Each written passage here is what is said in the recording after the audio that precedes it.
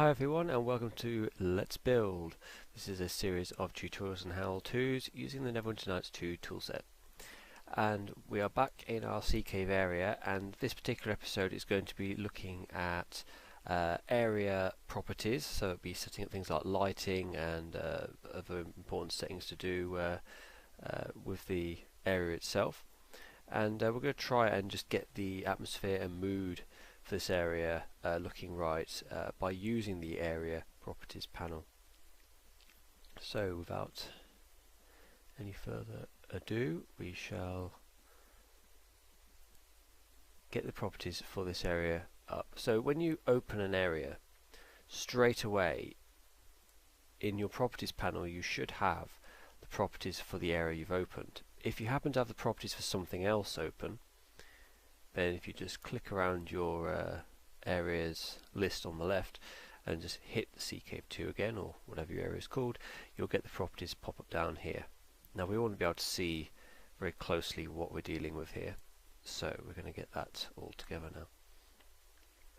Okay, as you'll see, you've got your properties split into several groups here. So there's appearance, so everything to do with general lighting settings and the look of the area. The environment tab, you've got settings to deal with the day and night cycle, or and any special settings like is it always going to be night time for the player in this area, for instance. Now, being an interior area, upon creation the environment settings are set to no day and night cycle. There is no directional light, so we're not going to cast any shadows from directional light, although directional light is enabled for the area. That's just a default setting. We can play with that if we want to. And is it always night? Again, irrelevant, we're indoors. The fog, so we can determine if we want to use certain fog colours for day and night, but obviously it's not a day and night area, so it's already preset to false. The general section is all to do with things like what is the display name of the area, what the player will see when they bring up their map, for instance. We have just designer comments we can drop in if we need to put anything important in there. This is for the game rules, so interior, is this actually an interior area, which is, as you can see there, whether or not for rules purposes the area is considered, because some creatures have special abilities and bonuses which apply should they be in an interior area, so that's your way of marking it in rules. Load screen, so what image the player will see whilst the area is in loading mode. By default this is set to random, as was the previous point I mentioned there, the interior. Here we can add modifiers to listen and spot checks. So say if your area is particularly dark, or there's some kind of special event going on of some kind, for whatever your purposes might be, you can add penalties to listen and spot checks if that's something you feel you need to do. Obviously that then applies to everyone who is using the area, not just the player. Again, for rules purposes, is it a natural environment or not? And we can go on to resting. We can completely blanket ban resting in this area if we want to. So hit that to true. No one can rest in here now, but obviously we'll handle that our own way. PvP allowed, so that's really for multiplayer. I don't work on multiplayer mods for Neverwinter Nights 2, so it's not something of interest to me, but if you are a persistent world builder or building a module for multiple players, you want to pay special attention to this setting. PvP allowed, so obviously default, which will be your, I believe, the setting you've used for the server as a whole in your server program. But obviously the drop down you have there's full PvP, meaning players can fight each other whenever the hell they want. No PvP will prevent any player versus player fighting. Party protected, I honestly don't know what that is. So, but yeah, if you're doing a multiplayer, then I'm sure there's stuff in my videos which will be of use to you for building purposes, but for really multiplayer specific things, I may have some answers, but I certainly don't have them all. It's not my area. Size, so like we said in video 1 when we created this interior, it is possible to resize the area later on, which can be a bit messy in my experience. But say we discovered that this area needs to be bigger than it actually is. So say we know we wanted to double the size, we would go into here, click on the dots there, and there we can start adding tiles in any particular direction. So when you do this, obviously make sure that you have got your area oriented in the right direction, otherwise you might get some strange results when you use this. But yeah, for instance, I want to add more tiles to the east, so let's go there. I want another 4 tiles, and we want another 4 to the south. So you'll see in the summary there your current size of 8 by 8 and your new size of 12 by 12. But we don't need to do that for this area, but that's where you can make that change that I said you could do in video 1. So in there, in the area properties tab, and go to size. The tag of the area, that can be useful in things like script and such. So always, it's best practice, just make sure that all your areas have a unique tag, and the tag of your area will always be, and indeed the display name as well. The tag and display name will always be whatever you typed in for the area name when you created it. So bear that in mind. But like I said, we'll be, for instance, here's Sea Cave now, and the display name, I'm going to change that now. It'll just be called Sea Cave, Sea Vave, definitely not Cave. So now when the player opens their map in game, they will see Sea Cave and not Sea Cave 2. So yeah, that's the tag. And underground, again, for rules purposes, is the area considered to be underground. So that is down to your requirements, really. Overland map, that is a feature from Storm of Zahir, which essentially zooms you out and provides, a small sort of model of your character or selected party member, and you'll be moving across sort of a zoomed out world, really. So if anything, you can see mountains and all kinds of landmarks, a huge amount of terrain, and in a way it allows you to have the player travel large distances in real time, and obviously you can have encounters and things on the way. I mean, if you haven't played Storm of Zahir or not, I mean, pull up a video or give it a try. And the overland map is a very interesting idea, and for this particular project that I am working on, it is intended to have an overland map section in it much later on. So I've never created an overland map area before, but certainly once I've got my teeth into that down the line, I'd happily share my learnings from that experience later on. So the overland map is essentially a different play style it supports. So right now I can't tell you an awful lot about it right now, but it is something I will be looking into. Scripts. So this is where we can insert scripts for certain events in the area, and I will do some bits on scripting as we move on, and probably just advance that as we go. Again, I'm not a scripting expert. I consider myself to be quite intermediate when it comes to scripting, because my method is always learn as I'm required to learn. So if I want to do something new, I'll go and learn how to do it. But in terms of area properties, the scripts are on client enter script is the event fired when all players have entered the area and the area is finished loading. So it's a very good way of getting very specific things you need in your game to happen. The on client enter script is a very good way of doing that. The on enter script, so that's a script which will fire whenever an object enters the area, so it doesn't necessarily have to be the player. For example, client enter means the player specifically when they enter the area. On exit, so something that you want to happen when someone leaves the area. A heartbeat script, so that's a script firing every 6 seconds. I don't really tend to use those. On user defined event scripts, and variables for the area, which again your scripts either in these slots or maybe in other parts of the game may depend upon. So scripting will come to a good while later. We're not in any hurry right now to delve into scripting. And then sound effects for your area, so the ambient sound, so I don't know if you want the sound of water in the background or sea surf, or you want to hear birds and wildlife, wind, things like that. I'll drop down that list and you get all kinds of different ambient sort of looping sounds, and then obviously the volume for that sound. You can then apply a sound for night time, and again the volume for that. So when game time hits night, it will change over to whatever the new one is, and vice versa. Battle music, so the music track to play when there is combat. And we have quite a few there. I think we also have all the Umbrella Abyss soundtrack still sitting in there in case we ever want to use any more of that. Music to play just in daytime, so like an ambient background daytime music track. A delay between the changing of music tracks, and nighttime music is obviously a music track to play when the game hits nighttime. I did skip through environmental audio effects as well, and I believe what this does is if you were to have so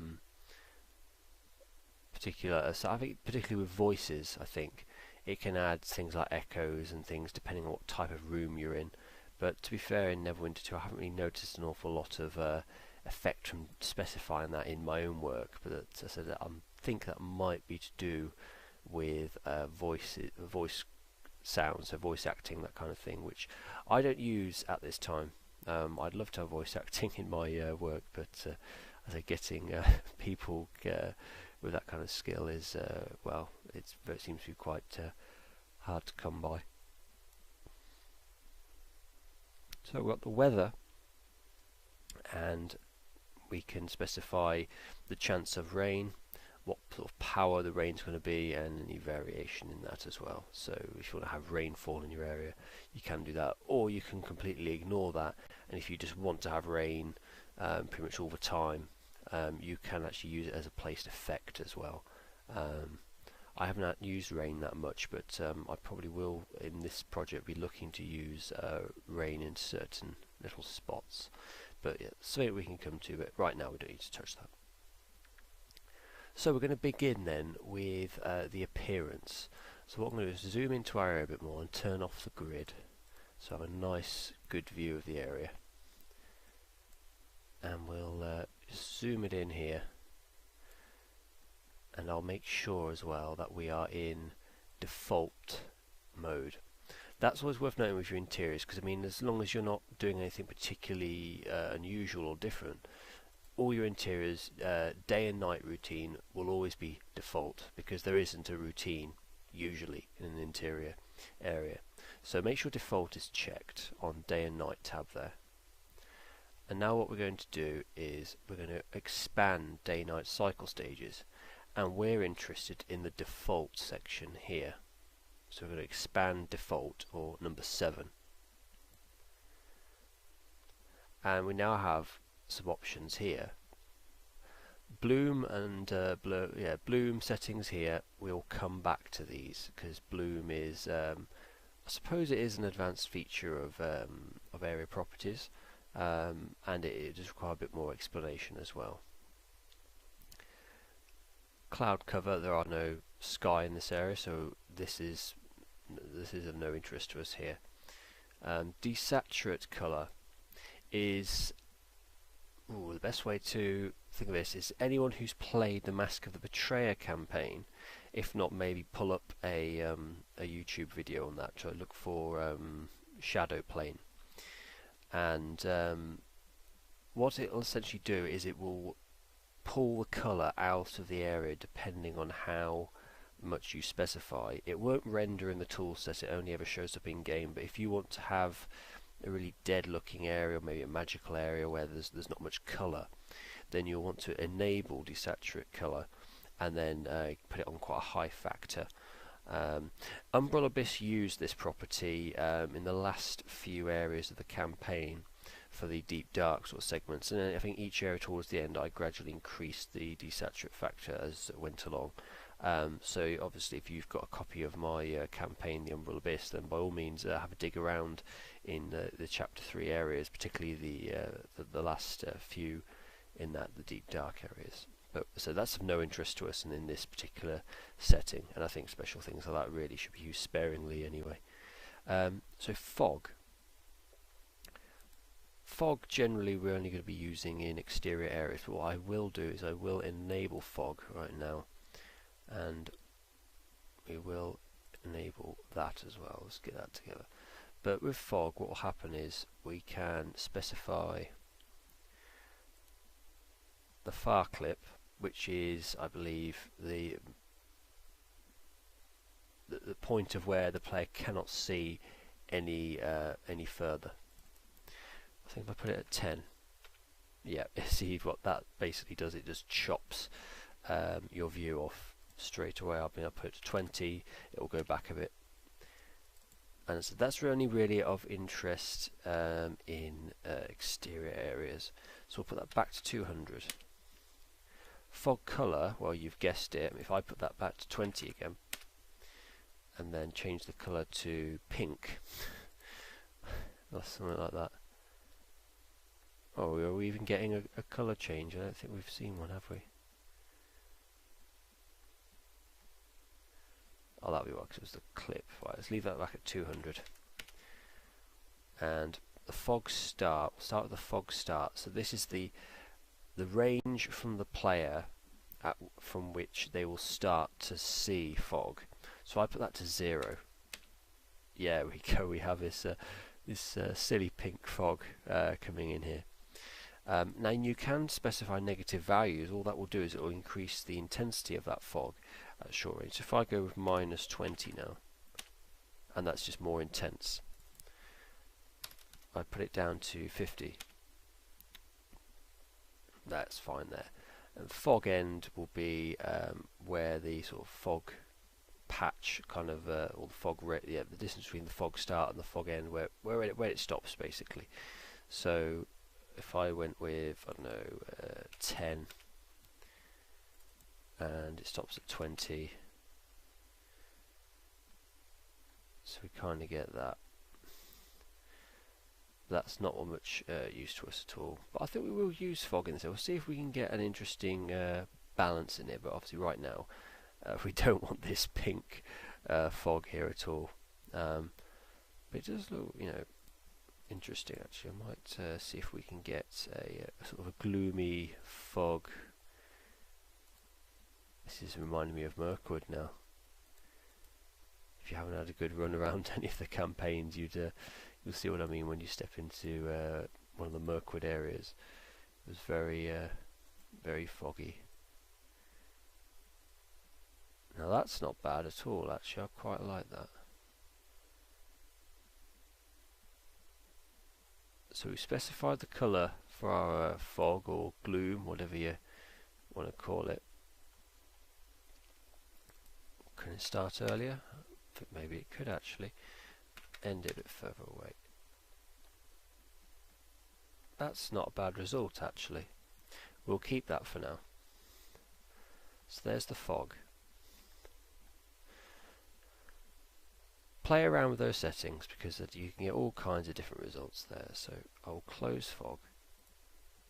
Now the ground light. A lot of this I have learned through trial and error and stuff, but what it appears to be is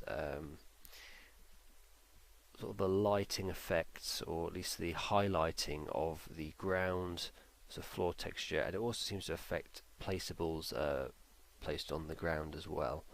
So again, it's sort of experimenting you need to do with this one.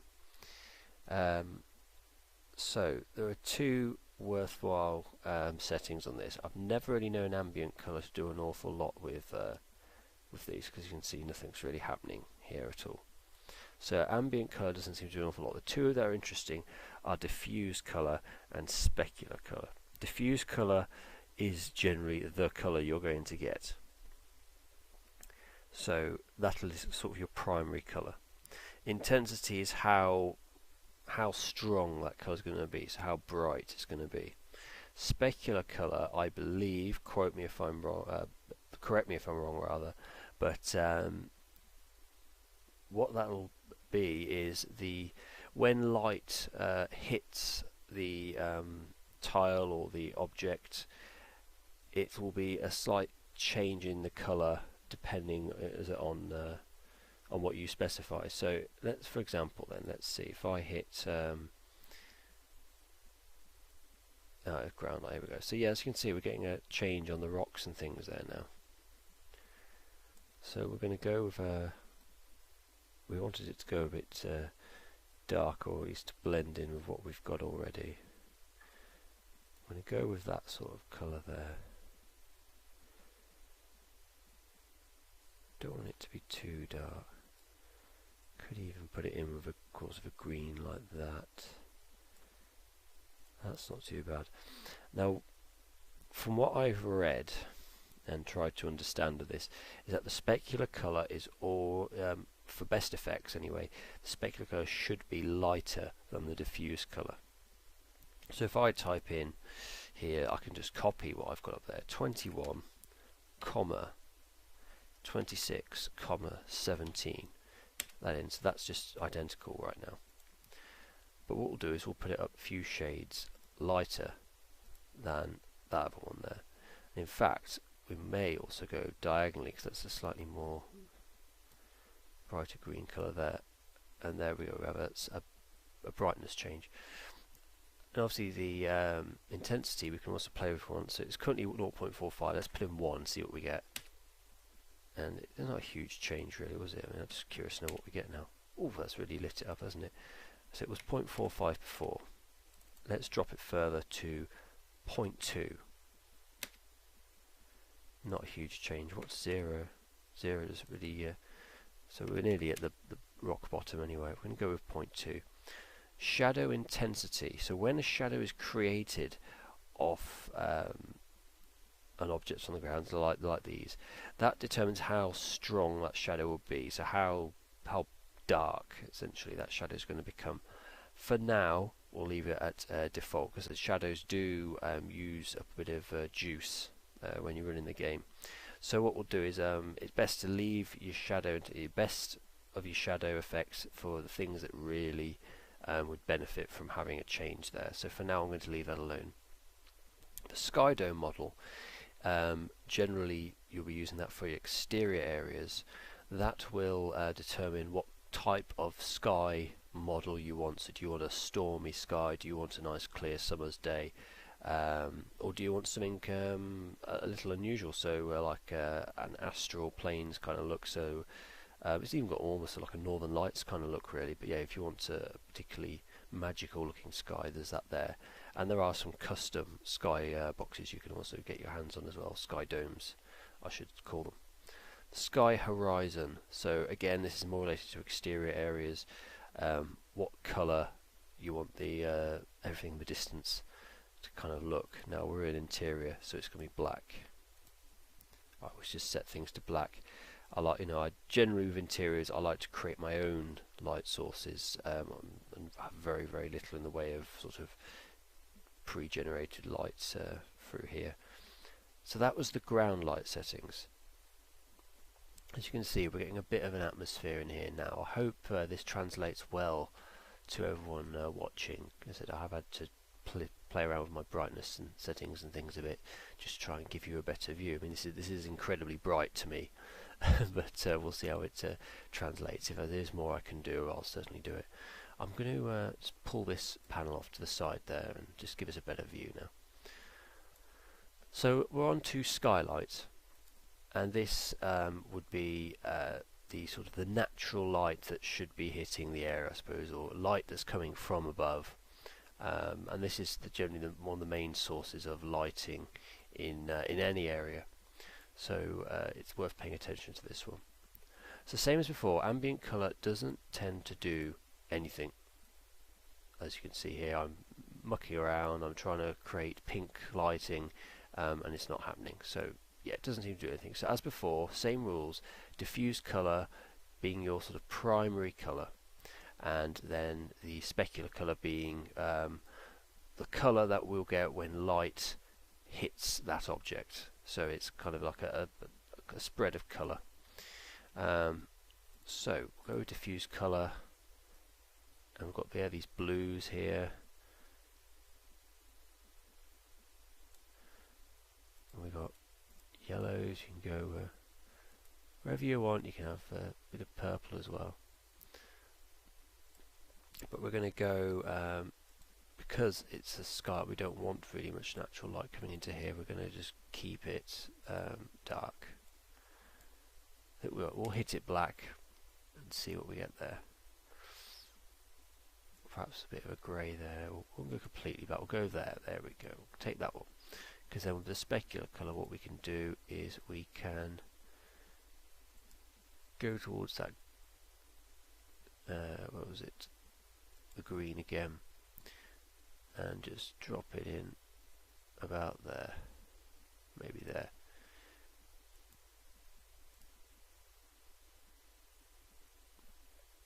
Okay, the sky zenith. Again, I think that's similar to the horizon. I always get these jumbled up, but again, it's more important for exterior areas. For an interior, it's not important.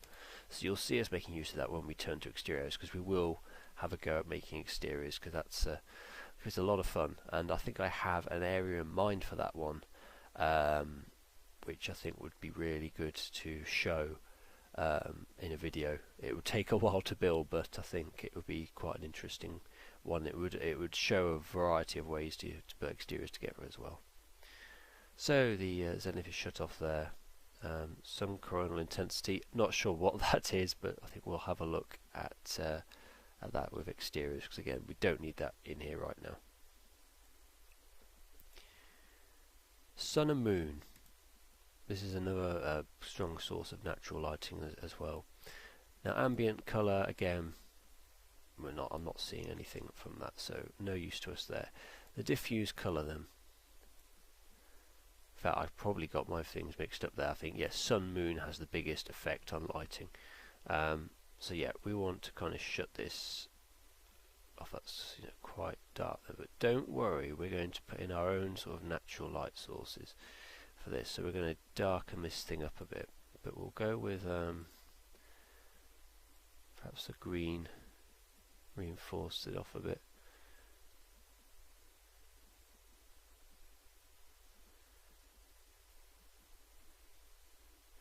That one's not bad. We'll take that.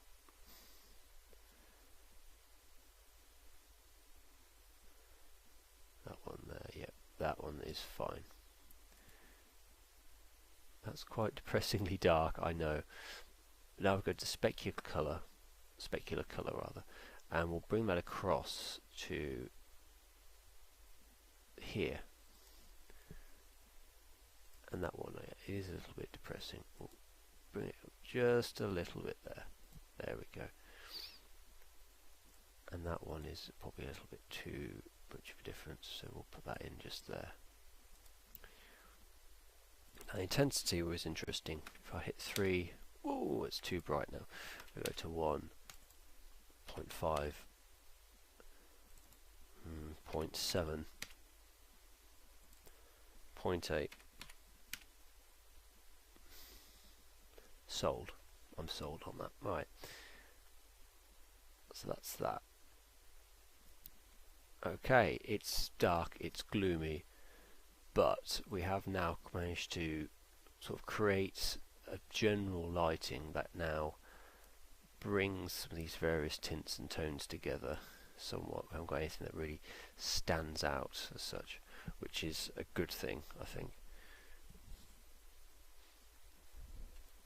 So with those settings all in place, what we're going to do now is first we're going to save. So I don't want to particularly lose any of that. I'm going to start with introduce placeable lighting and also some placed effects to kind of help us with that as well. Taking a little while, it's done. Right. So, placeable light sources. What I will do is I will go straight to the default light source that you will get when you open it, like a tool set with nothing added to it. So, on your blueprints tab, you want to hit lights. Make sure obviously the all tab is there. You want to go to empty. I have my own collection of sort of pre-made lighting, but we don't need that right now. We just want to go to empty, and that is what you'll have to begin with. This pre-made white light. Go to select objects and click on that light, and now we get properties for this light. The lights can be manipulated just like placeables can. from earlier in the videos. So you can mouse wheel to raise and lower, you can rotate, and you can move it around in all the ways that you could placeable from before. So that's always again worth playing around with. Now what we want is a sort of a natural light from like a hole above the cave, so like a hole in the rock, so there's a shaft of light shining through, for example. So first off then, we're going to decide where we want this thing to be. I'm going to turn fog off for a minute. Always remember that if you're ever having trouble looking around areas when you've put fog in, you can toggle these various things on the top panel there. Now this light is currently far too bright, and it's probably far too big as well in terms of range, so we will be adjusting it. But I think a good initial spot for our light is going to be in the middle, I think, so somewhere around here. So we'll have a look at a source for it now. So once again, in your Blueprints tab, we'll want Placed Effects. Well, empty is what you'll have, so just click on empty. And we need some sort of a light shaft or a cave light shaft, something like that. So we've got cave light beams. They're always good ones to have in. There are two varieties. I believe one's a kind of a straight down dropping one, and one is kind of tilted, I think it was. Don't quote me on that. Either way, we'll go with this one here, and we'll have it dropping right down to there, I think. So that's that in place there, and then we'll move our light source just above it there.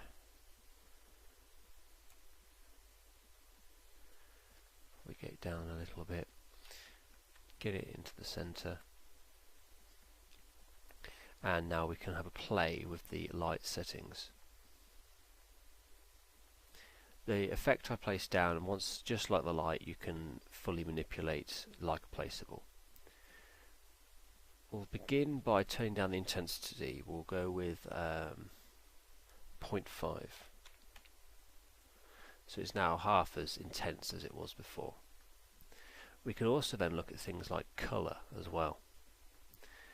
So ambient colour, as we explained on the exterior area, you don't seem to get anything out of that, so that's kind of a redundant option. But yeah, just like before, you've got diffuse colour and your specular colour.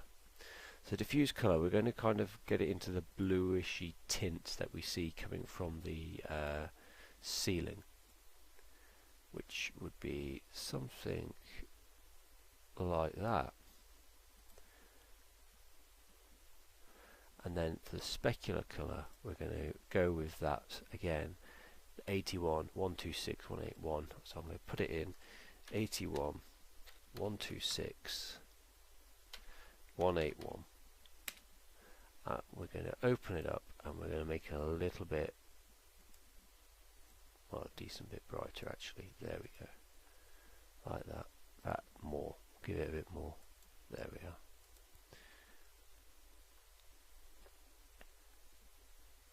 So what we have now is the light in place.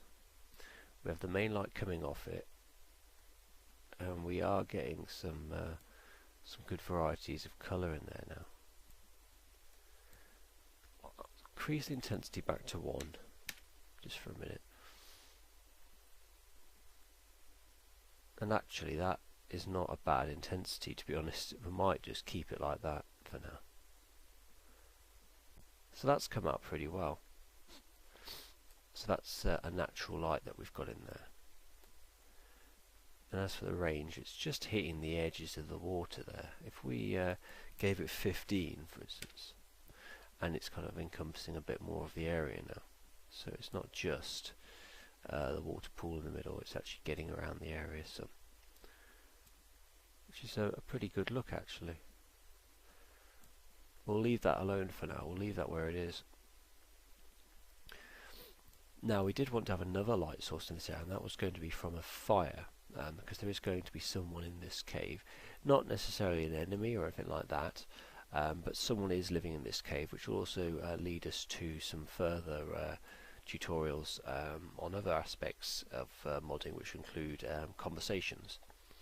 So we'll get the position decided on that next. I think that's an important step. And we also, which is something for me to do off camera, is to get the water into position as well in the rest of the area. So we're going to turn off this day-night mode just for now and go back to daytime.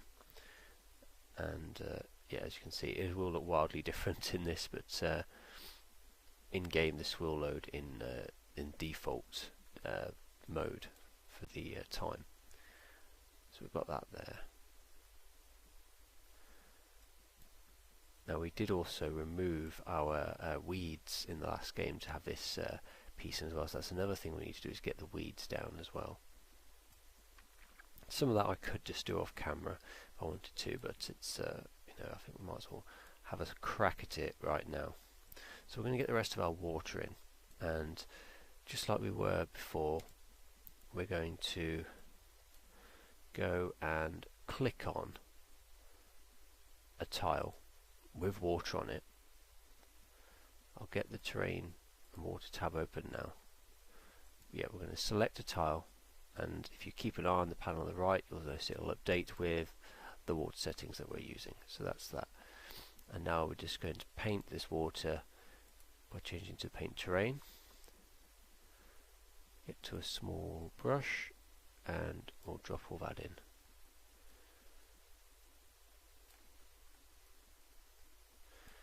And like before, I'm going to have to break off the water with the